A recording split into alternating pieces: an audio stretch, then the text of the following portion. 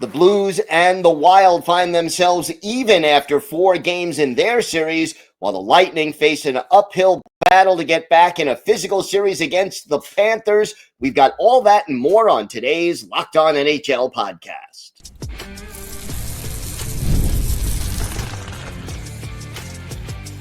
You're Locked On NHL, your daily podcast on the National Hockey League.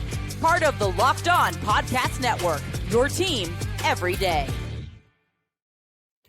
Gil Martin here, and welcome everybody to the Monday episode of the Locked On NHL podcast, part of the Locked On Podcast Network, your team every day. I want to thank everyone who makes Locked On NHL your first listen every day. Don't forget to subscribe on YouTube or wherever you listen to podcasts so you get new episodes as soon as they drop. This episode is brought to you by Amazon Fire TV Stick 4K. Turn any TV into your Xbox. No console needed. Head to amazon.com/Fire TV Locked On to learn more. It is my pleasure to welcome back to the show the host of Locked On Blues, the very happy Haley Taylor Simon. And going into the last couple of games down 2-0, did you expect the Blues had this comeback in them? Oh, 100%. I said on my Locked On Blues episode before heading into Game 3 that the Blues were going to win the next two at home. This reminds me a lot of 2019. For those that maybe don't recall, in 2019, the Blues played the Jets in the first round, and the Blues won the first two games, and then the Jets won the next two games. And with the series tied, the Blues were able to win the next two and win it in 6. So all along when I said Blues in 6, it was because even though they were down, I still felt like there was some magic in the air in St. Louis. So what was the biggest difference between the first two games and the second two games, besides location? Actually playing offense. That was a huge factor. Jordan Binnington looked great in the first two games, despite the fact that the Jets won. But those were games, even though Winnipeg did win by a couple goals in the one and then a 1 goal in the other game, where it's not like they had these blowout wins. And Binnington was really on his A game, but the defense looked lackadaisical. Offense, there was no offensive zone pressure put on by the Blues. And that was something that Coach Montgomery said that this team needed to change. And not only did the Blues put more offensive zone pressure on, Coach Montgomery also changed the lines. And on the first line, centering, you have Robert Thomas. And then on the left, initially, you had Snuggie. And on the right, you had Bushi. He switched them. And that makes a difference. And then we see Buchnevich get a hat trick in Game 3. And it just goes to show that sometimes switching things up and tweaking the lines, it does go a long way. Talk to me about Jake Neighbors, a 3-point game in Game 4, a goal and 2 helpers. What has he been contributing to the offense? Yeah, so Jake Neighbors was somebody that I was actually a little bit disappointed in the series. We didn't see a lot from him. And today we saw the Jake Neighbors that we were all excited about seeing. And I think it goes to show, 4 out of the 5 goals scored today by the Blues were players that didn't score at all in the series. Robert Thomas was the only one that actually scored multiple goals in the series. I think that we're seeing a Jake Neighbors that's more motivated. It's probably very inspiring, and I'm curious to what he has to say following the game, but it's probably very inspiring to see players all around you that haven't done much in the series shine, especially the way they did in Game 3. You have the home crowd of Enterprise, and I have to tell you, it's one of the best playoff atmospheres in the NHL, while we don't have the whiteout, which Winnipeg has. Pretty cool. It's also a great home crowd, and I feel like there was just a lot of momentum in today's game. And Jake, I'm sure he knows that he was not playing the way that he should be playing. Give me a player on the Blues that isn't making headlines, but is quietly contributing to the success they've had in the last 2 games. Now, if this is a national media thing, I can say Yes. all of them, but but one player, and it seems like a little bit of an obvious player, but it is our captain, Brayden Schenn. Schenn did have a goal today, first goal of the series. But the thing about Brayden Schenn, and I say this all along, he's such a physical player, but it gets overshadowed by some of the other things that this team does. Like Cam Fowler has been playing fantastic. I think that's been making headlines at least. I mean, he did break a franchise record in the last game with 5 points, which is most points by a defenseman. But I don't even sometimes read some of the national stuff, so I couldn't tell you. But with Brayden Schenn, the big headline in games 1 and 2 was the battle between the Schenn brothers with Luke on the Jets and Brayden on the Blues. And ever since the Blues began to win and play good hockey, I haven't heard one story about the two guys being brothers, because I guess for their narrative, it was, big brother beating little brother. And now the narrative has switched. But Braden is so physical. He contributes a lot. And you know what, Gil? I want to say one other player, actually two. I'm going to give them a shout out. Oscar Sundquist and Nathan Walker. Those are two of the most hardworking guys on the team, and they don't ever get enough recognition. You see Sundquist, right? And I can even go back to games 1 and 2 when the Blues were losing and they were down. He will chase after every single puck and put his all in. And we saw that with today's game. I mean, he takes these hard hits, and he's not afraid to hit guys either, but he's such a physical player, and so is Nathan Walker. And I feel like I could go on rants about this, so I'm going to leave it at that. But they're just players that are all in, and they deserve to have some more props. How important is Jordan Binnington and the fact that he's won a Stanley Cup to this team's confidence and their ultimate success? Oh, boy. Binnington is our guy. The Blues would not be in this position without him. You see, I'm a believer that Jordan Binnington is not done playing his best hockey. And a lot of people say, well, he's, in his low he's 31. So he's in his 30s now. His time's expiring. I don't see that at all. He has been rock solid. And the goal that was let in today, that Kyle Connor scored on the Jets yesterday, was not necessarily his fault. The net was a little bit open, and Colton Parayko was supposed to block it, but he didn't close his legs, so there was space between. But Binnington is so good. I can't even put into words how great he is. I mean, Winnipeg, they had 31 shot attempts and only one went in. So that just goes to show you, the best point team in the NHL, because I still don't think they're the best team, but in points, best team, puts up 30 shot attempts on goal, and your goalie is able to save them. That just goes to show that Binnington is something special. I also will say this may sound like a hot take. I think Binnington, out of all the goalies in the playoffs, as I've been watching almost every single game, he looks the best. You guys managed to chase Connor Hellebuck, who is considered the best goalie by many in the NHL, favorite to win the Vezina Trophy. What does that do for the Blues' confidence, and how important is it as far as going forward in this series is concerned? Oh boy, it's been fun. It's funny. I'm cracking up because the fan base is so funny. They were chanting Connor, and then after he gets pulled for the second time now in the series, they kept on chanting, "We want Connor back." I think it really goes to show that this team knows how to break Connor Hellebuck. And that was another thing I correctly predicted here in Locked On Blues as well. And this is something that I'm going to continue to talk about, because Connor Hellebuck is good, right? And I've watched a lot of hockey with the Jets this season. But the one tendency that I noticed when a couple goals go in past him, and they're kind of like fluky goals, some of the goals I feel like any goalie can see if it goes in the 5-hole and it's just like a beautiful goal, you kind of can't stop that. But sometimes like those fluky ones where it bounces off like a body part, like what we saw today from Jake Neighbors, those kind of goals mess him up. And I watched a lot of tapes of him because I was doing my research, right? Gil, I had to be prepared on who the Blues were going up against. I feel like I'm a part of the team at this point. And that's why I Locked On Blues when I said, hey, if the Blues are able to get a couple sneaky goals past him, goals that are going to frustrate him, he's done. And that is why, for me, I was actually surprised that they allowed him to start in the final frame and they didn't just, pull him after the second frame, because once he's off and he's beatable. Jordan Binnington, on the other hand, what I will say is we've had games this season where Binnington was pulled. Obviously, Joel Hofer, I don't expect to see him start at all in this playoff series. But again, in the regular season, the goal is to get points and to win. In the playoffs, you want to keep your best guy in, even though it might be a little bit ugly, just because of a mental thing, right? Because now Connor Hellebuck's going back to Winnipeg, knowing that the 2 games that he played in St. Louis, he got pulled. I can't even imagine how you recover from that mentally.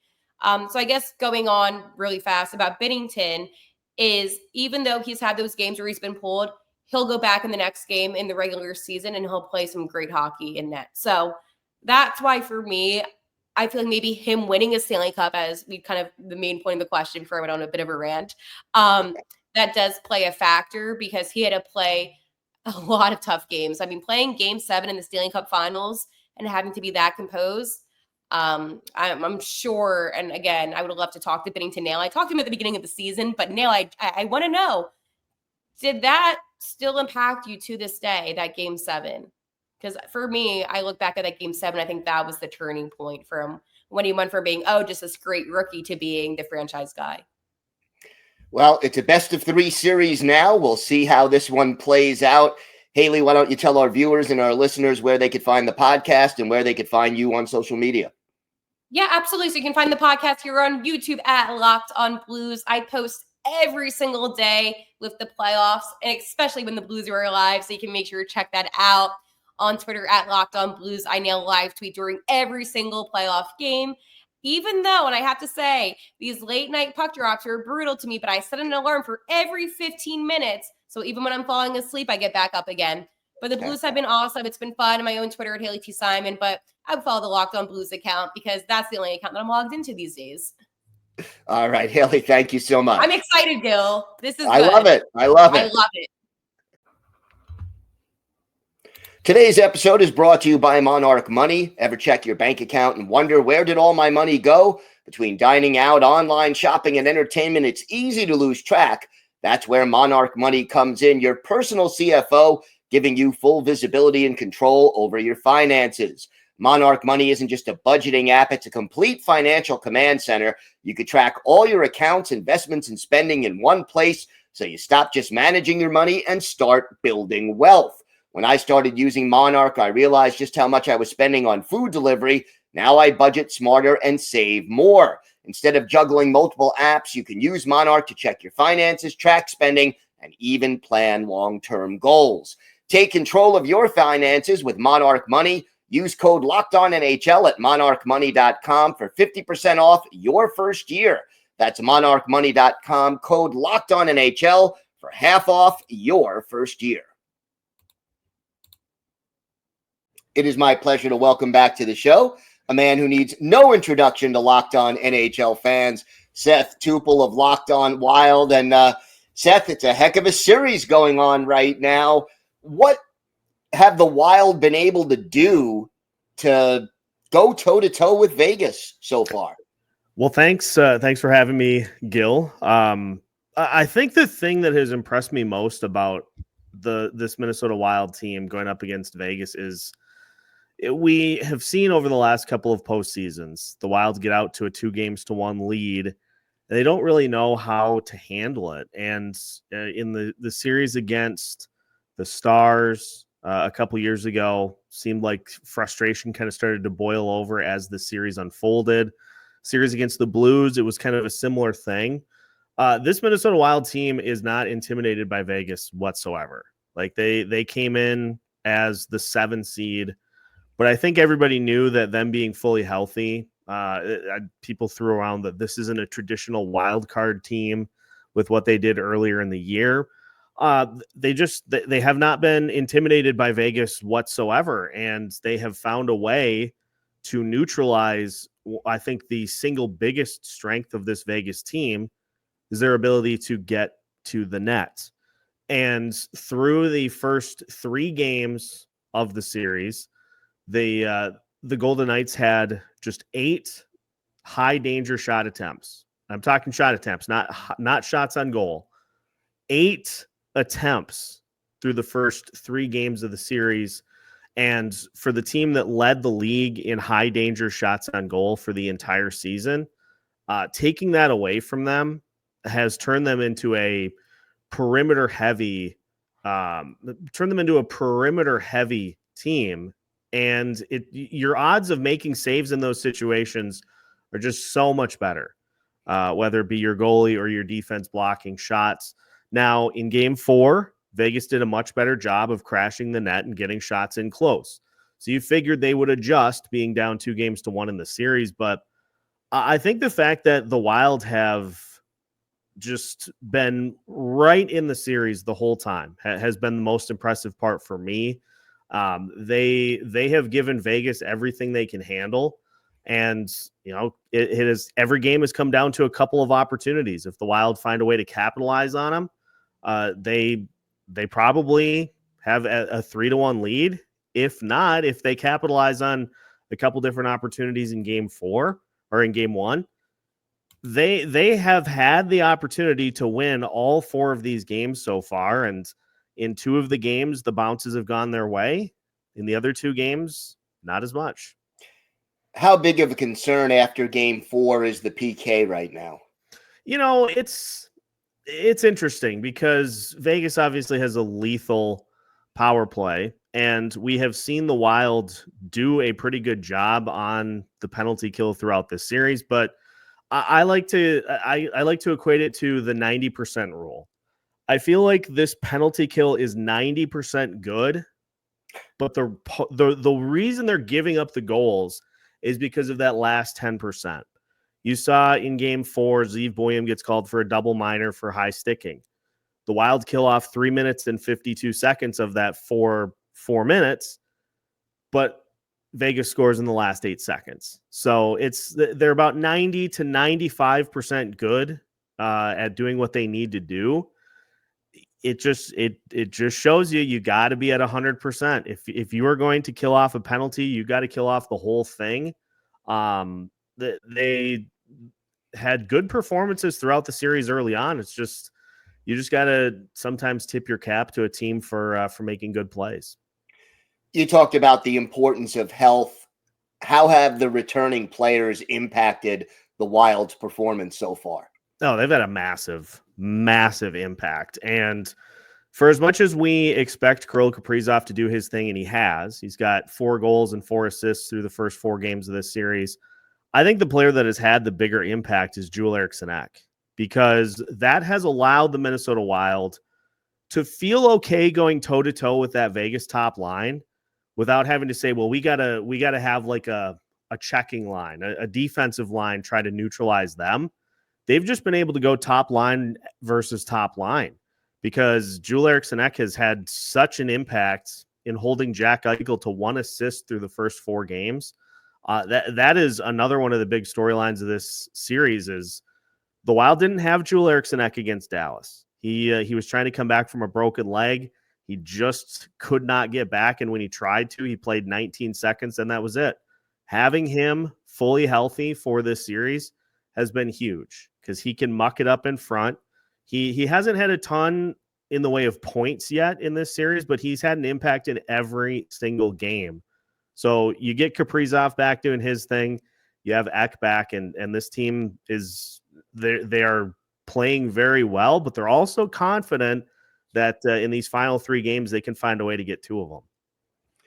Talk to me about the goaltending, Philip Gustafsson. I mean, even in the last game, giving up 4 goals, but 46 shots. So he didn't seem to be having a bad game even when they lost.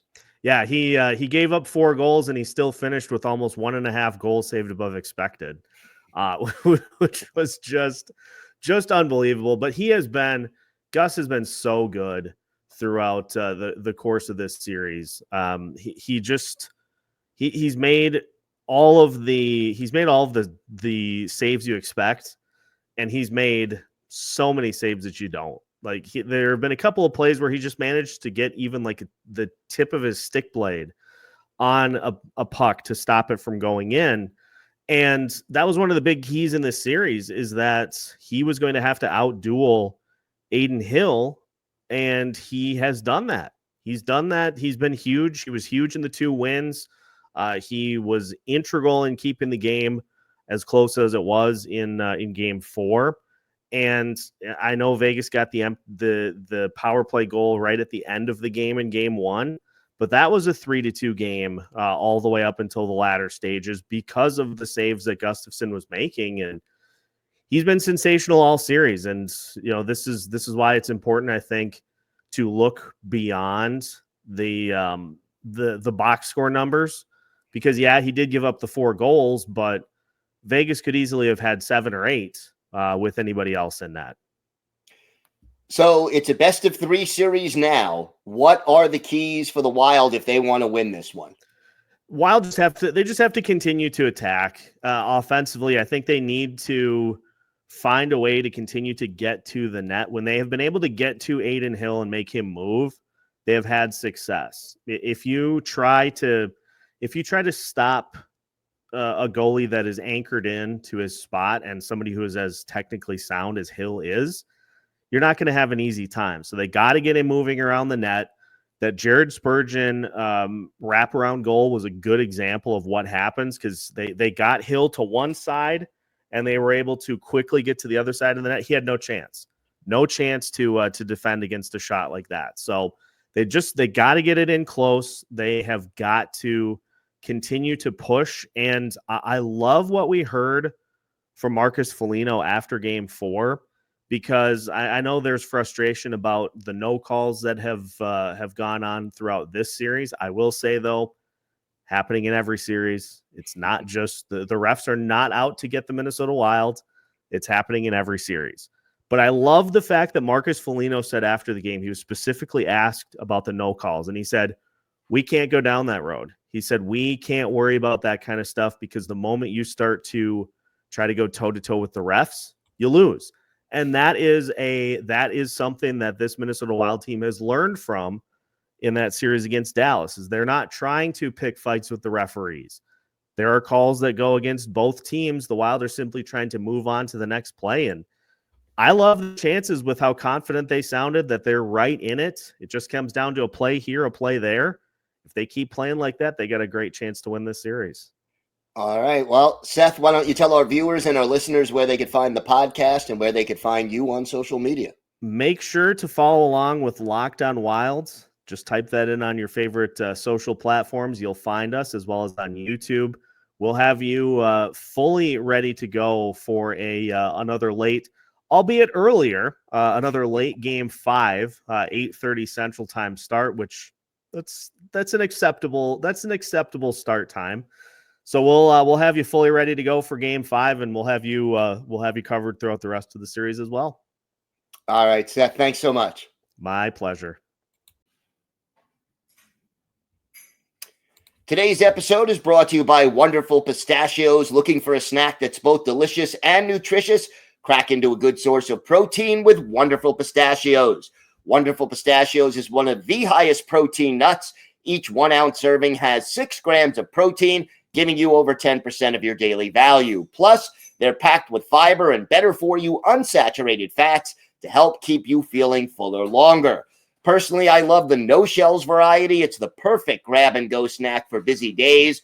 Whether I'm snacking at my desk, on a road trip, or just need a quick protein boost, they're always my go-to. And if you love cracking open every shell for that satisfying crunch, the in-shell options are a classic favorite. So, get snacking and get cracking with the snack that packs a protein punch.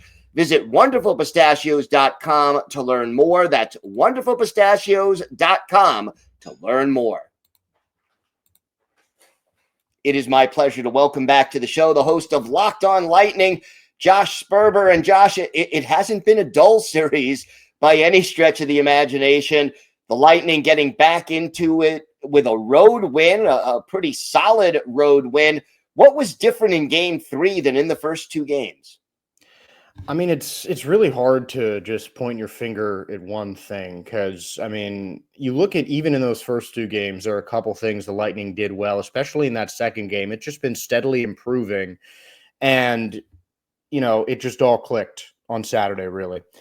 I think the biggest thing was just the reemergence of that top line, just reminding everyone who they are, and Jake Guentzel continuing to be an absolutely clutch playoff performer. I mean, I think he was a lot bigger part of that last Penguins Stanley Cup team than many really think about when you look at a guy like Jake Guentzel. I feel like in a lot of ways he's overlooked, but, you know, this is just another reason why the Lightning, you know, outdid any other NHL team, I think, in the offseason by picking him up for peanuts in a 3rd-round pick. I mean, just a fantastic move by Julien Brisebois, and it's paying off handsomely and really completing that first line into, in my opinion, into what my opinion is the best line on offense in all of hockey.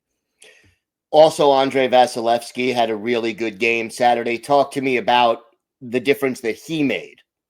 I mean, I was in pretty much every sport I used to play where there was a goalie, I would be the guy in between the pipes. So I'm definitely a little more goalie leaning. And that's very easy to be with Andrei Vasilevsky, who is one of, if not the best goalie on the planet right now. And I mean, some of those shots in the first two games, I don't know if were entirely his fault. Definitely a couple of them that he wishes he could have back. But, again, just I think everyone was motivated. Losing a guy like Brandon Hagel is not easy. And I think that really motivated everyone. Because it was not a good hit that he had on Barkov. I'll admit that, but I thought that the 5-minute penalty that they gave him in the game was going to be enough. But I think when it wasn't, the Lightning team as a whole just kind of realized, all right, we got our backs against the wall here, and now we're without arguably our second best offensive player. The whole team needs to step up, and they did. And Vasilevsky, being such a strong leader and such an incredible goaltender, I think made the biggest stride from game 1 to 2 to 3, and it really showed out in the win. It would have been so easy. I mean, you're down in the series 2-0. You give up the first goal in game 3. This team really showed its resilience and its experience, I think, in the way they bounce back. Yeah, I mean, John Cooper has talked about it in so many different post-game press conferences. I'm paraphrasing here, obviously, but I mean, just people forgetting who the Lightning are. I mean, this is a team that's been in the playoffs each of the last 8 seasons, and a team that under John Cooper has missed the playoffs once. I mean, and even if you don't look at all that, I'd say roughly half of that core from those recent Stanley Cup back-to-back Stanley Cup champions is still there. I mean, bringing Ryan McDonough back was such a huge part to that. I mean, the list can go on. Like, I can go down the whole Lightning list of the key players they have and just the immense amount of talent that they have on that team. And people just, got overwhelmed when they lost a franchise legend, I think, at the beginning of the year. And I'll be the first to admit I was one of those people. Losing a player like that is more than just the talent that the guy brings to the ice, but what Stamkos brought to the Lightning organization as a whole. I mean, they won the cup in 2004, and you can't discount that at all. But Steven Stamkos' tenure on the Lightning, especially after he became his captain, he really put Tampa Bay, not just the Tampa Bay Lightning, but hockey in Florida on the map. And I think, I'm all for the rivalry, Battle of Florida, everything like that. But, the Panthers, I think, need to understand that even though these two teams kind of came in around the same time, the Lightning have been more successful more often. And I think a lot of the reason that these hockey guys in these cold weather places are willing to go to Florida, where by the end of the Stanley Cup Finals, 100 degrees is routine outside, and establish that place as a hockey town, has to do with the success of the Tampa Bay Lightning over the past decade and a half. And Steven Stamkos deserves a lot of credit for that. But yeah, he's gone now. Nikita Kucherov deserves a lot of credit for that. Andrei Vasilevsky deserves a lot of credit for that. Victor Hedman deserves as much, if not more, credit than Steven Stamkos, I think, with his role on defense. So, I mean, again, this is a Lightning team that a lot of people just kind of hit the panic button after they lost one of the best players to ever put on that blue and white jersey. But, the Lightning did everything that they had to do to really make Stamkos a distant memory. This has been a physical, let's even say chippy series. Talk to me about that, and how does it affect things going forward? I mean, I think there are definitely ways that it can hurt and it can help. I mean, the Lightning played a great game. They really stepped up in the absence of Brandon Hagel. Kind of reminds me of their last game before the Four Nations, when Nikita Kucherov left the ice during pregame warmups and never came back. The Lightning went out there and just ran the Habs off the ice and won. I think it was 5-2 was the score that day. And this was very similar. They lose Brandon Hagel in definitely an illegal hit, but whether or not that suspension was warranted was up for debate. And I think the Lightning players really took that to heart and used it as a chip on their shoulder. And, now after that Tkachuk hit, not getting any response from the league, I think that is going to anger these Lightning players even more. And that just gives them extra motivation that, look, you took one of our best players off the ice for a game. We kicked your butts. Then, you don't do it to Tkachuk. All right, we'll do it again in your house too. So I think that could certainly be a factor and help motivate the Tampa Bay Lightning like they need any extra motivation against their rival in the playoffs, no less. What are the keys to coming out and winning this series? Luke Glendening needs to score every game. Regular season and playoffs, the Lightning are 14-0-0 when Luke Glendening puts a puck in the net. Given that his goals are few and far between, I think, the rookies are two players that I really look at. I want to see more from Connor Geekie and Gage Gonzalez, because sometimes when you have skilled players like that are young, don't have as much playoff experience or any playoff experience, they can be big wild cards. And they're guys that have been in and out of the lineup throughout the season series against the Florida Panthers. So those guys are definitely going to be a big factor, but really just as long as they are careful with how they move the puck, particularly on their own end, because I feel like roughly, let's say 40% of the goals the Lightning gave up this season have been on just a careless giveaway in their own defensive zone, leaving a player right on net, not having your head on a swivel, just the little things that sometimes the Lightning, and, really you'll see it with probably any team every now and then, just little careless mistakes, unforced errors, anything like that. And I think if the Lightning can limit that, their strength really lies in turning defense into offense, because all of their defenders, whether it's guys that are more defensive minded like Eric Chernak and Ryan McDonough, or guys like JJ Moser and Victor Hedman that like to mix it up in the offensive zone and help create chances, whether they're shooting the puck themselves or passing it around to their teammates. Everyone on the Lightning defense can move that puck up the ice really well and create transition opportunities for an incredibly fast skating team. And this is really, in some ways, it's a battle of speed versus strength. The Panthers, typically the more physical team than Tampa Bay is. Matthew Tkachuk certainly made his point on that in Game 3. But if the Lightning turn this into a series that's based on physicality, they might not be able to come out on top. They need to play their game. They need to zip the puck around the ice like they do, get Kucherov with those slap passes on the power play, set him up as much as you can, and that's how they're going to win. They're going to win by out skating and out hustling the Panthers, not by out hitting them. All right, Josh, why don't you tell our viewers and our listeners where they could find the podcast and where they could find you on social media? Well, my handle on X is under there at Josh_Sperber. The Lightning are at LO_Lightning on X. And if you look at Locked On Lightning on YouTube, Spotify, Apple Podcasts, Roku, anywhere, you'll be able to find Locked On Lightning. So hopefully, if you like the Lightning or just want to talk smack in the comments, we're open to it. All right, Josh, thank you so much. Thanks, Gil. Thank you for making Locked On NHL your first listen today. For your second listen, check out the all-new Locked On NHL Game Night. Every game, every night until a Stanley Cup champion is crowned. Get local analysis on a national scale. Find NHL Game Night on Locked On NHL on YouTube or wherever you listen to podcasts. It's part of the Locked On Podcast Network, your team every day. I want to thank my guests, Hillary Taylor Simon of Locked On Blue, Seth Toupal of Locked On Wild, and Josh Sperber of Locked On Lightning for joining me today. I'm Gil Martin. I host the Monday edition of Locked On NHL, and I co-host the Friday edition along with Rachel Donner. Don't forget, we're here every day, Monday through Saturday, bringing you the biggest stories from around the NHL. So make sure you hit the like button and subscribe so you never miss an episode. Have a great day, everybody. Stay safe, and thanks for listening to and watching the the Locked On NHL podcast.